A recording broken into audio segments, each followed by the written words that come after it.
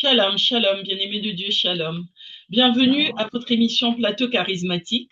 Aujourd'hui, je reçois pour vous l'apôtre Samuel Kwesi qui vient nous parler de la prière pour l'évangélisation. Et nous sommes à la 76e édition de cette émission. Bonsoir, apôtre. Bonsoir, servant de Dieu, Rebecca Martin. Comment allez-vous ce soir? Oh, ça va, se plaint pas, ça va, Dieu fait grâce. Amen, Dieu amen. fait- Eh bien, Dieu fait grâce aussi. Amen, amen. Sous ce froid glacial. Un jour, il fait froid, un jour, il fait meilleur, mais la grâce est là. Amen. C'est ce qu'il nous Soyons faut. fortifiés. Amen, amen. Eh bien, écoutez, nous allons nous mettre en communion avec l'Esprit de Dieu. Ok, allons-y. Seigneur, te recommandons ce moment de prière, de confiance ce temps. Réunis en ton nom. Assiste-nous, Nous a appelés, éternel Dieu, ta puissance, accompagne ta parole. Dieu Tout-Puissant, Toute la gloire et l'honneur te soient rendus nous sommes au venus nom puissant porter ta de parole Jésus-Christ de Nazareth. Merci pour cette émission. au trône de nos Nous âmes. prions de toucher les cœurs. Nous prions de visiter les cœurs de ton peuple, de tes serviteurs. Au nom de Jésus. Pour leur convaincre de la nécessité de l'évangélisation. Pour, Seigneur, le fait que tu les as choisis, que la gloire te revienne. Au nom soit élevé, au nom puissant de Jésus. Merci, Seigneur. Amen. Amen. Amen, amen. Eh bien, écoutez, je vous laisse la parole, apôtre. Merci, servant de Dieu. Que Dieu vous bénisse. Amen. Dieu bénisse également donc les internautes. Dieu bénisse également les internautes. À Amen. l'émission dernière, on a essayé de faire comprendre que tous nous sommes appelés à évangéliser. Et si nous n'évangélisons pas, nous sommes maudits, quoique nous ayons reçu le Saint-Esprit, quoique nous ayons reçu l'Esprit de Dieu. Parce que le but du Saint-Esprit dans notre vie, ouais, c'est pour prophétiser. Mm. Actes des Apôtres, chapitre 2, verset 18. Ceux qui ont reçu le Saint-Esprit, les hommes et les femmes, c'est pour prophétiser. Donc, parler de la part de Dieu. Et nous avions dit qu'il y a une sœur qui était en train de dire que l'apôtre Paul, 1 Corinthiens chapitre 9, verset 16, qui a dit, malheur à lui, s'il n'annonce pas l'évangile, cela concernait l'apôtre Paul seul, parce que pour elle, c'est la charge qu'il a reçue et que cela ne concernait pas toute l'Église, tout le corps de Christ, tous ceux qui sont euh, choisis par le Seigneur. Alors, donc, nous avions donc donné des preuves que c'est tous qui sommes appelés en Jésus-Christ à évangéliser. Nous avons expliqué que tous, nous sommes des luminaires.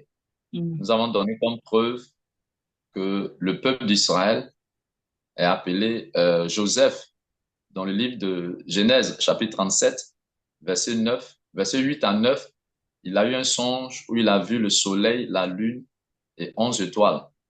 Mhm. Et ces luminaires-là représentaient Israël, c'était le peuple d'Israël qui était le peuple de Dieu. Pour dire que le peuple de Dieu est appelé à éclairer. Mhm. Et on peut donner comme exemple aujourd'hui, donc je disais que donc le peuple de Dieu est appelé à éclairer, le peuple de Dieu est appelé luminaire. Donc dans le peuple de Dieu, d'autres représentent la lumière du soleil, d'autres représentent euh, la lumière de l'étoile ou de la lune. Donc tous ces luminaires, donc c'est pour éclairer, pour apporter la lumière. Donc les enfants de Dieu sont appelés à apporter la lumière qui est la parole de Dieu. Psaume 119, verset 105. Ta parole est une lampe à mes pieds, une lumière sur mon sentier. Donc, si nous ne nous comportons pas, si nous ne marchons pas dans cette identité qui est d'apporter la lumière, donc qui est d'évangéliser, nous sommes, désolé, nous sommes sous malédiction. Parce que Mm. c'est le but du Seigneur. C'est le but qui nous assigne. Donc, si nous ne sommes pas en train de faire ce que Dieu veut, c'est un péché. Même si nous avons accepté le Seigneur Jésus-Christ, c'est bon, c'est bien. Nous sommes sur le chemin. Mais il faut qu'on atteigne le but. Nous sommes des luminaires appelés à éclairer. C'est pourquoi Jésus a dit aussi, Matthieu, chapitre 5, verset 14, à ses disciples, vous êtes la lumière du monde. Voyez, vous êtes la lumière du monde.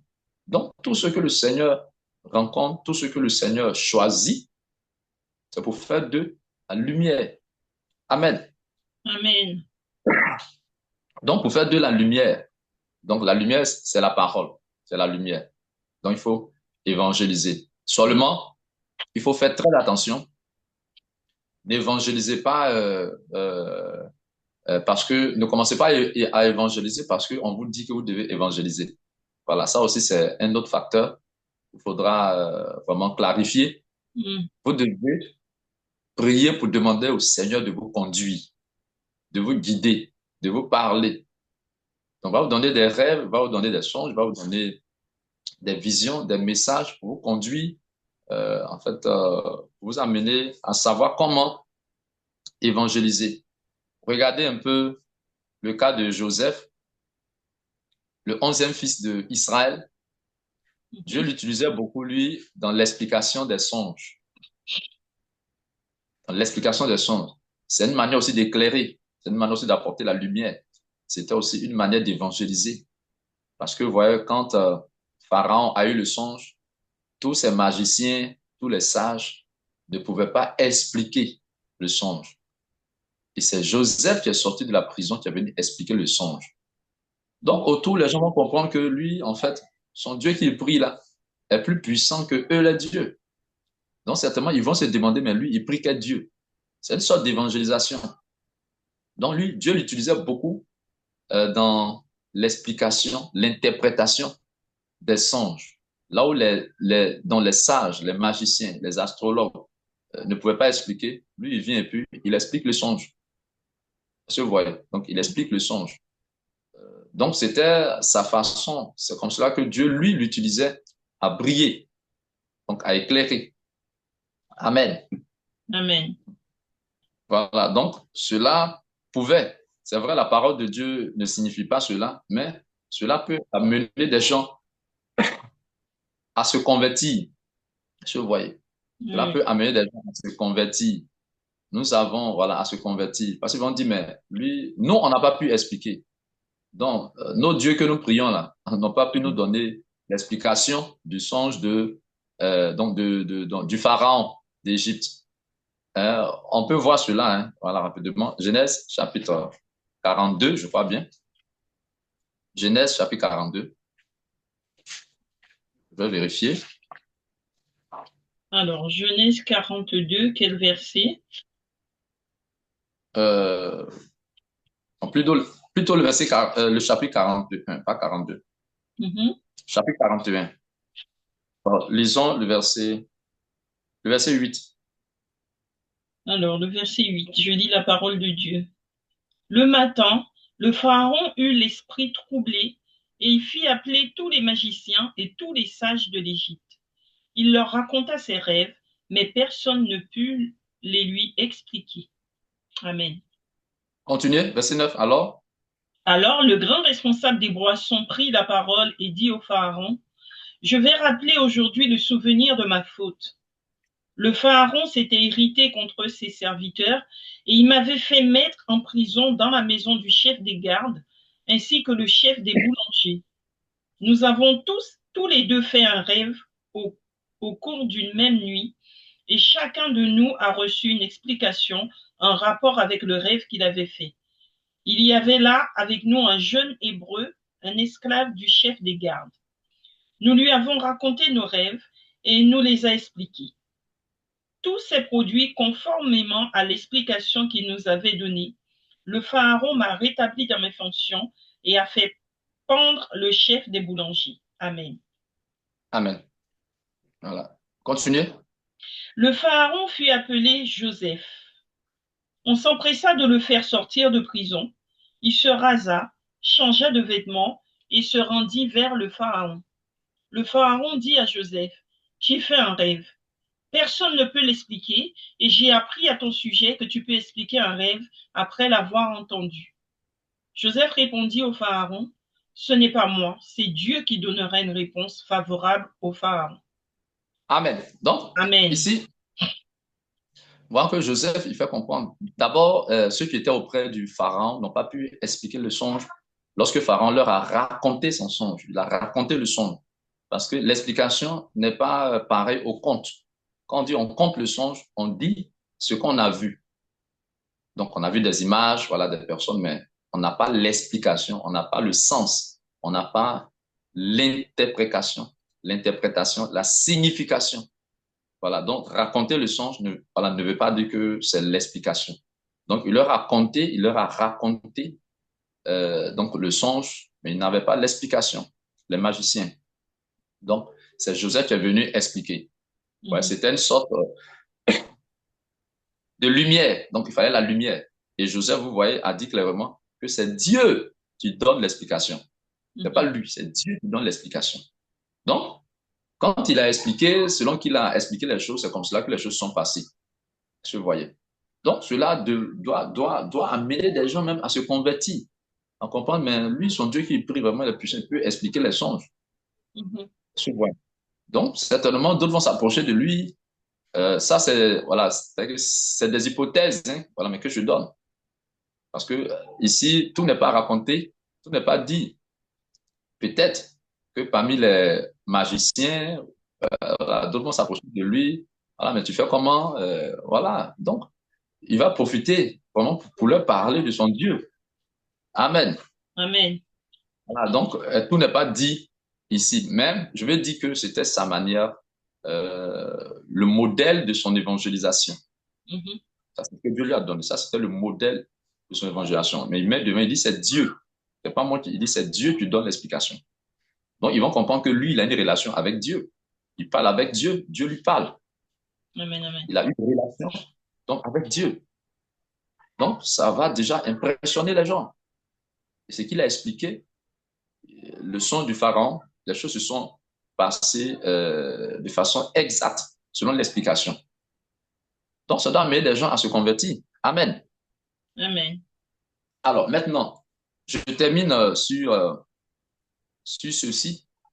Euh, la parole de Dieu dit, le ministère d'évangélisation que Dieu nous a donné, les anges de Dieu, en fait, désirent plonger leur regard dans cette grâce que Dieu nous a accordée, nous, ses serviteurs, ses enfants, d'annoncer l'évangile. Amen. Les anges. On va lire 1 Pierre chapitre 1, le verset 12. Alors, 1 Pierre 1, verset 12.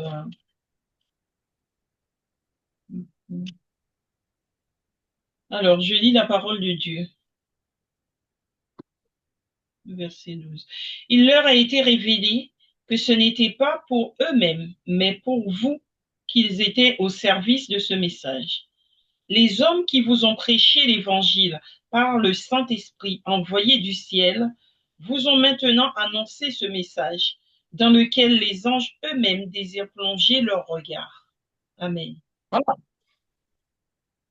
Donc, l'évangélisation, les anges désirent plonger leur regard dans l'évangile, dans l'évangélisation.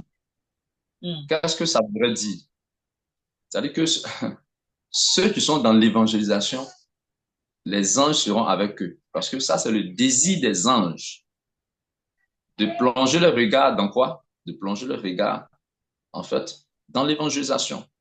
Parce qu'eux sont mandatés par Dieu euh, pour travailler, pour exercer leur ministère auprès de ceux qui doivent hériter le salut, auprès de ceux qui doivent être sauvés.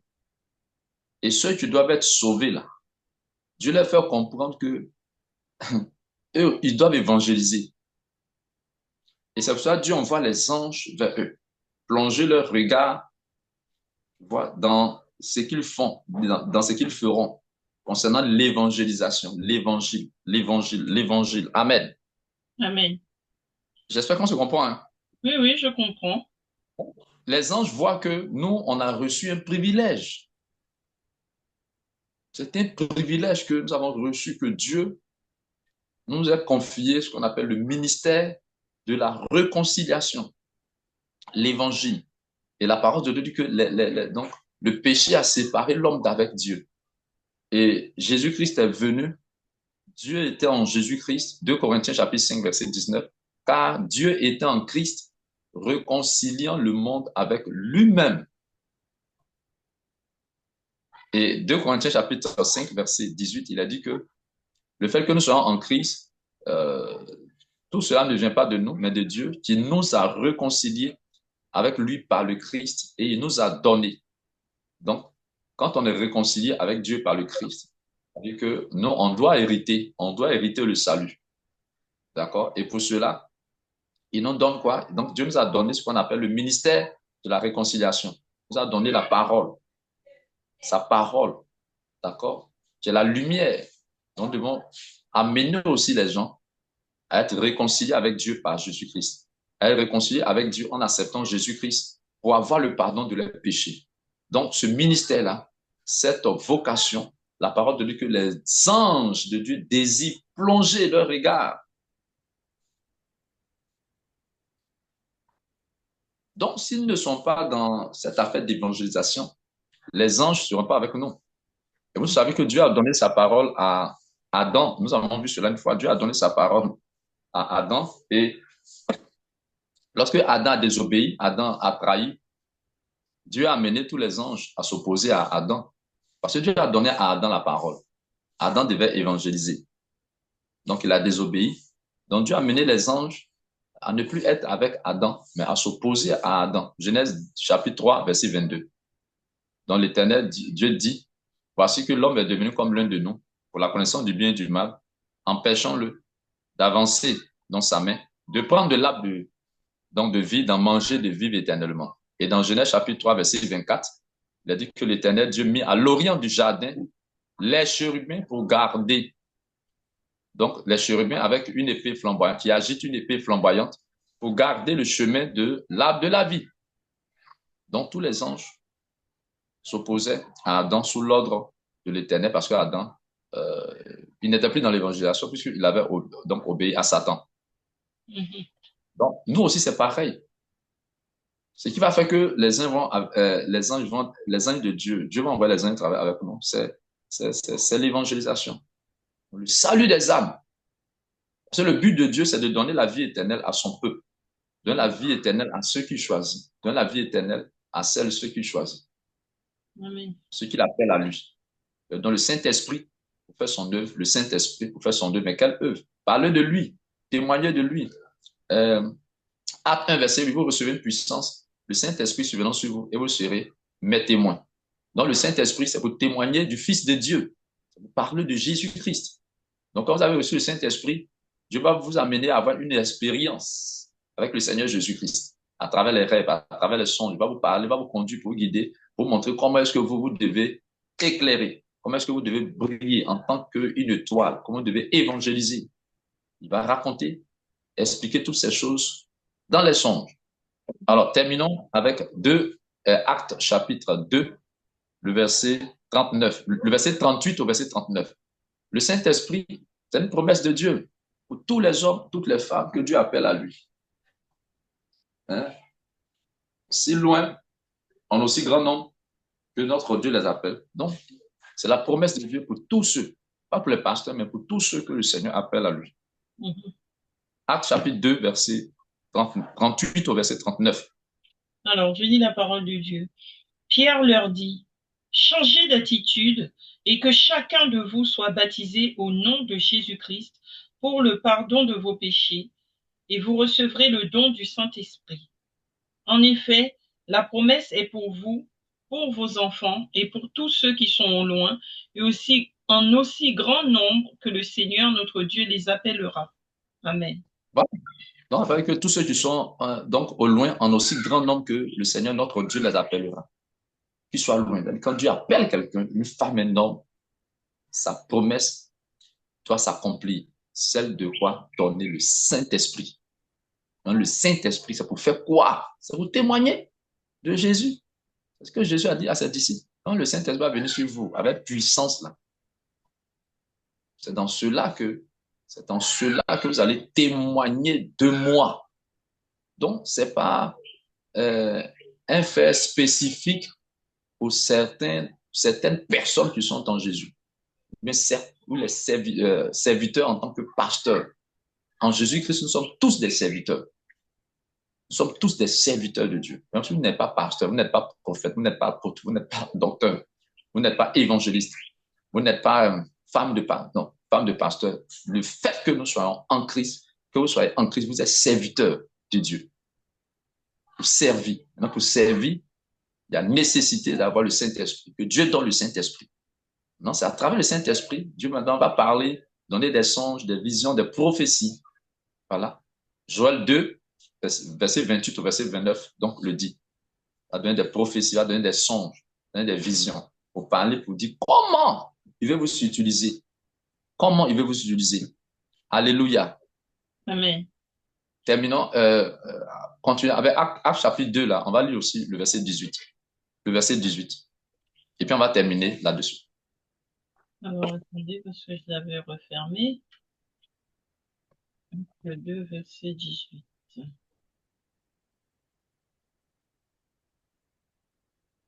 Verset Actes 10. des Apôtres, chapitre 2, le verset 18. Alors, je lis la parole de Dieu. Oui, sur mes serviteurs et sur mes servantes, durant ces jours-là, je déverserai de mon esprit et ils prophétiseront. Voilà. Amen. On, on s'arrête là. Donc ça, c'est ce que le prophète Joël a dit. Dieu a parlé par le prophète Joël et l'apôtre Pierre a répété cela. Dieu dit, le Saint-Esprit m'a envoyé là, sur ses serviteurs, pas sur tout le monde, sur ses serviteurs et sur ses servants. C'est pour qu'ils prophétisent. Donc, ce n'est pas les pasteurs seulement qu'on prophétise. Donc, prophétiser, c'est parler de la part de Dieu. C'est-à-dire qu'à chacun de nous, il y a des messages que le Seigneur va nous donner à chacun de nous. Message qui va, en fait, qui prend en compte son plan de salut pour son peuple, son plan de salut pour les hommes, son retour, voilà, comment avoir le pardon des péchés, tout cela. Donc, comment être réconcilié avec Dieu. Donc, il dit, chacun de nous, là, on va prophétiser, on va parler de sa part. Est-ce qu'il y a quelqu'un en Jésus qui n'est pas appelé à parler de la part de Jésus à travers le Saint-Esprit, par le Saint-Esprit? Non, tous. Tous. Donc, quand il va évangéliser, c'est une manière de prophétiser. Par exemple, on parle de l'évangile, le retour de Jésus. Bon, donc, c'est une prophétie. Parce que Jésus a dit qu'il va venir. Donc, on va parler de cela. Voilà. Quand on parle de donc, Jésus qui pardonne les péchés des hommes, tout ça, donc, ce sont des prophéties. D'autres se sont déjà accomplis. D'autres vont s'accomplir. Donc, c'est prophétiser, en fait. Donc, prophétiser. À cause du Saint-Esprit qu'on a reçu. Il dit, pourquoi on prophétise? On ne pourra pas prophétiser. On va parler de la part de Dieu. Il faut que le Saint-Esprit vienne d'abord. Donc, qui n'est pas appelé à évangéliser dans l'Église? Tout le monde, tout le monde, tout le monde, tout le monde. Seulement, le Saint-Esprit qui est en vous, là, il va vous dire il doit vous dire comment vous devez prophétiser, comment vous devez évangéliser, qu'est-ce que vous devez dire. Il va vous donner les paroles, soit dans des rêves. Et c'est comme ça que ça se passe. Prophétiser. Amen. Amen. Et la prophétie, tout cela qui va parler de Dieu, c'est pour amener des gens à obéir à Dieu, à se détourner du péché, à obéir à Dieu. Tu vois? Donc, à obéir à Dieu. Amen. Je vois par exemple une sœur, une dame qui disait dans un songe, parce que l'évangile, ce n'est pas forcément dans la rue. Elle a eu un songe sur une femme qu'elle connaît, un projet, je veux dire, une œuvre d'adultère. Donc, la dame dit qu'elle a eu le songe, dans le songe, donc, on lui disait d'aller dire à cette dame-là d'arrêter la trahison, c'est-à-dire elle trahit son mari, adultère. Bon, dans la parole de Dieu, Hébreux chapitre 13, verset 4 dit que le mariage soit honoré de tous et les lits conjugales exempt de toute souillure, car Dieu jugera les impudiques et les adultères. Ça fait partie de l'évangile. Ça fait partie, je veux dire, de la parole de Dieu. Donc, elle a reçu un tel message. Je lui ai montré la personne et elle doit partir vers elle. Tout ça aussi, ça fait partie de l'évangélisation. Donc, quand elle va, c'est une manière d'éclairer. Ah, voici ce que Dieu m'a montré dans mon songe. C'est la lumière. Donc, il y a un truc qui est caché que Dieu lui a montré afin de lui dire qu'elle arrête la trahison. Donc, en fait, qu'elle abandonne quoi? Le, le péché d'adultère. Qu'elle arrête de trahir son mari. Elle ne savait pas cela. C'est dans son rêve qu'elle a reçu cela. Donc, c'est une manière de prophétiser. Donc, elle va prophétiser. Ah, voici ce que Dieu dit. C'est un peu ce que Jésus a fait avec la femme samaritaine en lui disant, mais tu as eu 5 maris. Celui avec qui tu es n'est pas ton mari. Mm. Tu as eu 5 maris. Et puis, la dame, la Samaritaine, elle dit à Jésus, ah, je vois que tu es prophète. Je vois que tu es prophète. Donc, il a prophétisé. Si quelque chose s'est déjà passé, et puis c'est qu'elle vivait au temps présent. Tu as eu 5 maris et celui avec qui tu es n'est pas ton mari. Et je termine pour dire, la femme, qu'on appelle, la femme qui a été surprise en flagrant délit d'adultère, quand elle a rencontré Jésus, les gens voulaient la tuer, mais en fin de compte, Jésus lui a fait grâce. Et Jésus lui a dit, va et ne pêche plus. Ça fait partie de l'évangile. Va et ne pêche plus. Donc, va et ne commets plus adultère. Donc, quand on dit que les gens doivent évangéliser, peut-être d'autres se disent que c'est forcément se mettre dans la rue. Non, tu vas vous conduire selon votre modèle. Donc, Jésus a dit à la dame, va et puis ne pêche plus. Donc, il ne faut plus commettre l'adultère. Ne vis plus dans l'adultère. Et il a prié pour la dame. Elle a été délivrée de 7 démons qui avaient possédé sa vie.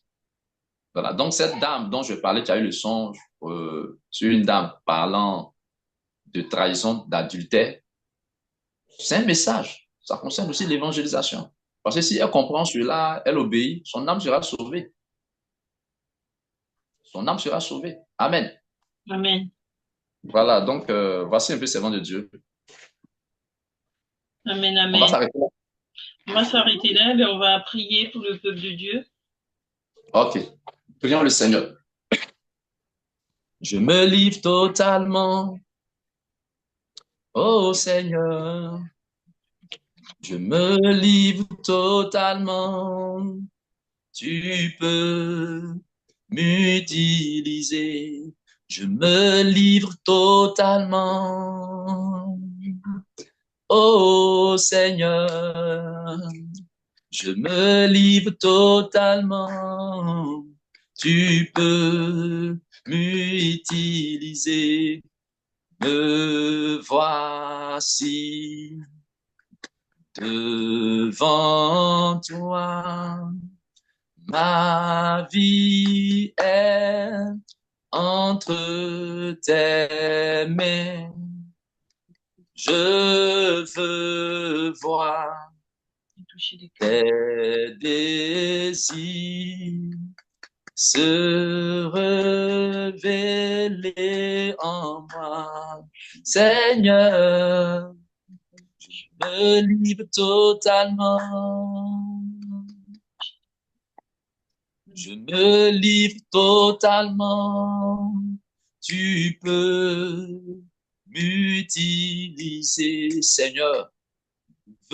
Tu peux et tu veux utiliser ta servante. Tu veux utiliser ton serviteur à prophétiser par ton esprit, à évangéliser, Seigneur. Je prie, Père, mon Dieu, que par ton esprit, tu apportes la conviction à ton serviteur, à ta servante, pour la nécessité, concernant la nécessité de l'évangélisation. La nécessité de l'évangélisation. La nécessité de l'évangélisation. La nécessité de prophétiser au nom de Jésus. Je prie que tu les conduises, que tu les pousses. Je prie que tu les inspires au nom de Jésus. Ton peuple, tes serviteurs, tes servants. Merci pour ta parole. Merci pour ta parole. Merci pour ta parole. Merci pour ta parole. Merci pour cette émission. Merci d'ouvrir les portes à cette émission. Merci d'ouvrir les portes à ta parole dans le cœur. Oui, Seigneur, de ton peuple, de tes serviteurs, de tes servants, sur la nécessité de l'évangélisation. Merci de les conduire dans le modèle d'évangélisation. Merci de les guider au nom de Jésus. Merci de les guider au nom de Jésus. Seigneur, nous prions afin que Père, ton Église, afin que tes serviteurs, afin que tes servantes, Seigneur, comprennent, oh Dieu, ta volonté par ton esprit dans sa vie au nom de Jésus, qui est l'évangélisation, de parler de toi, de témoigner de toi. de parler de toi, de témoigner de toi, de parler de toi, de témoigner de toi. Fais tomber les obstacles, fais tomber, Seigneur, les barrières, fais tomber les oppositions du diable, Seigneur, à ce message, à cette parole, afin qu'elle atteigne le cœur, ta parole, afin qu'elle atteigne les vies, ta parole, afin qu'elle visite les familles, visite l'Église, visite le corps de Christ dans le monde entier, ici et ailleurs. Au nom de Jésus, dans le monde entier, dans le monde entier, dans le monde entier. Paul le disait, malheur à moi si je n'annonce pas l'évangile. Nous prions, Seigneur, que ta parole, éternel, notre Dieu, visite, qu'elle traverse, oui, le corps du Christ, qu'elle traverse l'Église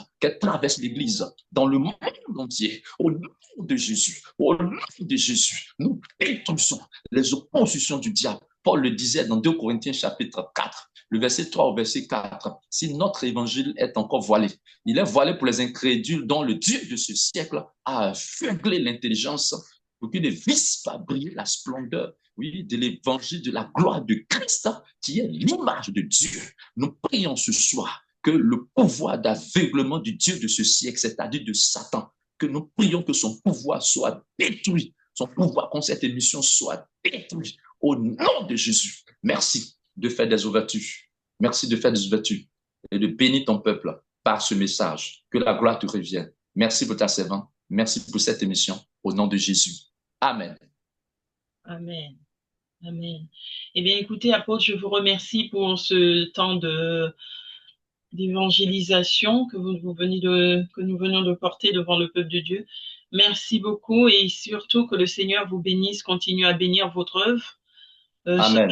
Encore, je lisais dans sa parole, dans le livre de Jacques, je crois, où je disais que la parole dit que sans la foi, on ne peut pas plaire à Dieu, oui, comme il est écrit dans le livre des Hébreux, mais il dit aussi que, dans le livre de Jacques, il dit aussi que sans les œuvres, la foi n'a pas de valeur, est une foi morte. Donc, du coup, vraiment, que le Seigneur bénisse votre œuvre, qu'il vous reconnaisse au travers de vos œuvres. Amen, amen. Amen. Je reçois. Je remercie tous les téléspectateurs de nous avoir suivis et surtout, restez connectés. Abonnez-vous au plateau charismatique et continuez à suivre nos émissions, à reprendre les temps de prière. Cela peut être bénéfique pour vous. Je vous dis à très bientôt, apôtre. À bientôt, servant de Dieu. Amen. Soyez bénis. Amen.